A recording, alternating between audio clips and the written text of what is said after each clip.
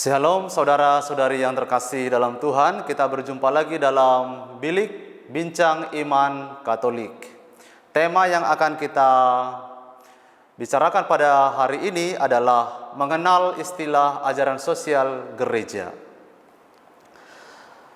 Istilah ajaran sosial gereja adalah ajaran resmi gereja Katolik yang dikeluarkan oleh Paus, para uskup dalam kesatuan dengan Paus, untuk mengajak umat beriman dan umat manusia seluruhnya untuk menciptakan dan memelihara hidup bermasyarakat yang sosial, adil, dan damai.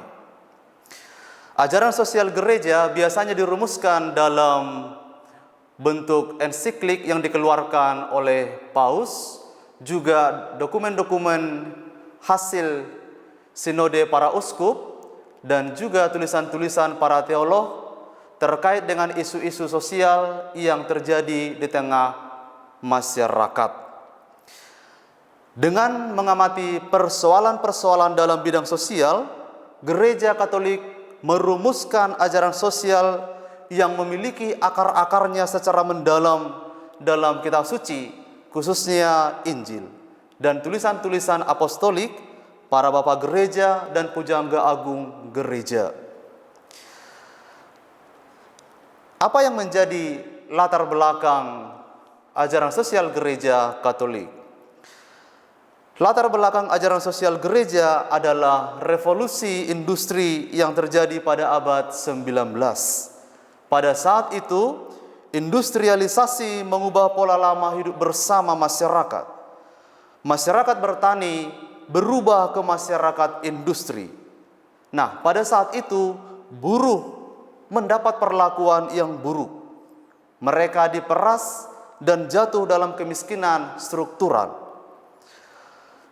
Para buruh juga tidak mendapat keadilan, baik dalam perlakuan maupun dalam upah. Mereka juga tidak mendapat perlindungan dari otoritas publik dan pemilik modal. Dan juga adanya jurang yang dalam antara orang kaya dan orang miskin. Menyikapi persoalan sosial ini, Gereja Katolik mengeluarkan ensiklik dengan nama Rerum Novarum atau hal-hal yang baru. Dan di dalam ensiklik ini, Gereja Katolik mempromosikan betapa tingginya martabat manusia lewat keadilan upah para pekerja, hak-hak buruh, hak milik pribadi, persaudaraan antara yang kaya dan miskin, kesejahteraan umum, hak-hak negara untuk campur tangan membangun masyarakat yang adil, soal pemogokan, hak membentuk serikat kerja, dan tugas gereja dalam membangun keadilan sosial di tengah masyarakat.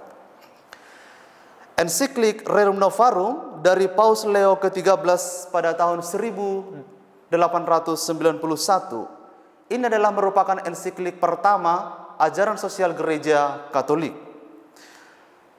Akan tetapi, dengan ensiklik Rerum Novarum ini bukan berarti kepedulian gereja Katolik, perhatian gereja Katolik pada isu-isu sosial di tengah masyarakat baru muncul pada ensiklik ini terbit.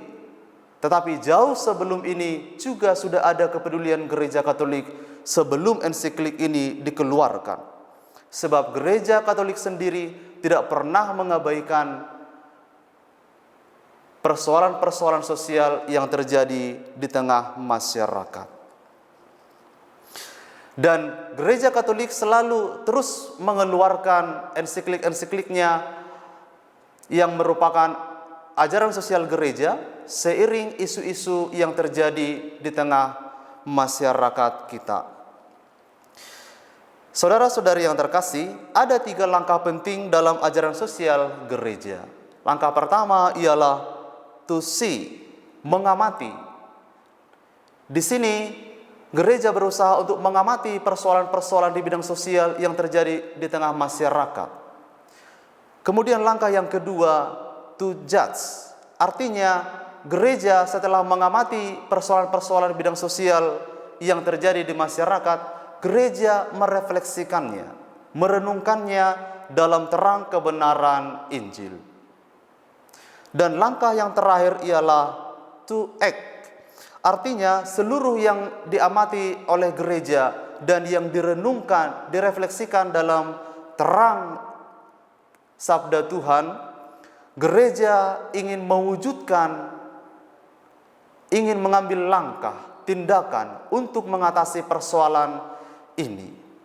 Dalam hal ini, gereja perlu membangun jaringan sehingga upaya gereja untuk menyikapi persoalan sosial yang terjadi di tengah masyarakat semakin efektif dan menjangkau secara masif.